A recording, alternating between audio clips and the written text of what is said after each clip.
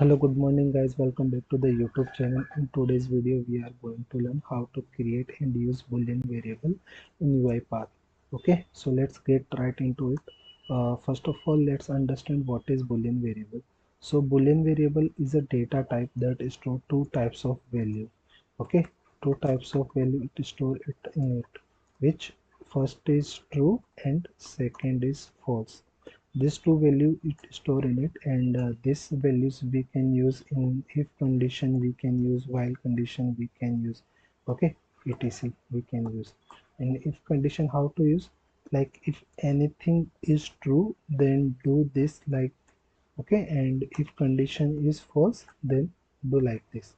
Okay, this way we can use this boolean variable. Okay, so let's see the example. uh, I am launching the UiPath Studio. So till the time UiPath Studio is launching, please like, share, subscribe to my YouTube channel. If you're not subscribed, it's motivate me. Okay. So after UiPath Studio is launched, you will see this UI in UiPath Studio. So in the right hand side, you can see one option, process. We need to select this process option. So after that, you will get this dialog box with the title new blank process. We have to give our process name, that is project name. So we will give boolean variable, demo. Okay, and everything we will keep as it is, and we will click on create button. So UiPath Studio is creating a project for us with a .jml file. So now what we will do, we will print a message that user is logged in or not. Okay, so for that we will use three activities. Assign activities we will use, if else activity we will use, and message activity. So from where to we can use this activity, in left hand side you can see one panel. Okay, so here you can see activities panel. We have to click on activities panel, and the first option you can see assign. We will drag and drop here, so this dialog box will open. So in first text box we have to click and we have to create our variable name, boolean variable name. So how to create, click on this and press Ctrl K. After that you will see this text set where colon. So we will give our variable name is user logged in and hit enter. So always keep in mind, whenever you create any variable in UiPath will set data type string by default. So we need to change. So from where we can change it, in left hand side bottom corner you will see one icon, a bag icon. So we have to click on that data manager. Okay. So here you can see is logged in variable data type by default is string. So we will click on string and we will select boolean. Okay, so our data type is now changed.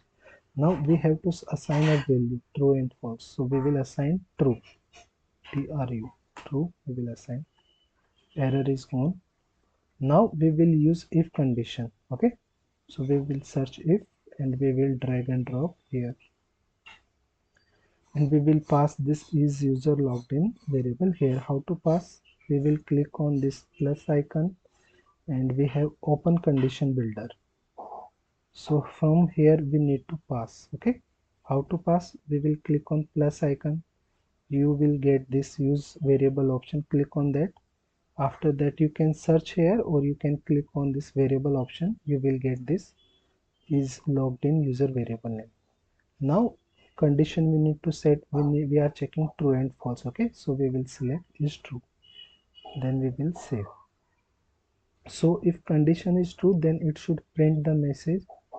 Okay, so we will drag and drop message box here and we will pass value here. If it is true now, then we will pass message user is logged in.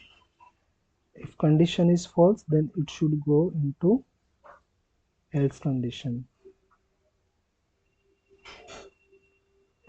user is logged out. Okay, Now we will hit enter, control save, we will save this and we will run. So once you click on this play icon, UiPath first compile our project to check is any error exist or not. Error is not exist, so it is printing message user is logged in. Now what we will do, we will pass false here to check it is going in else condition or not. We will press Ctrl S and we again click on play icon. You can see it is went to the else condition, user is logged out. Okay, so this is the way we can use the boolean variable in UiPath. I hope this video is very helpful for you. If you have any doubt, you can ask me in below comment. I will surely reply. And if you not subscribe to my YouTube channel, then please subscribe to my YouTube channel. See you in next video. Thank you. Bye bye.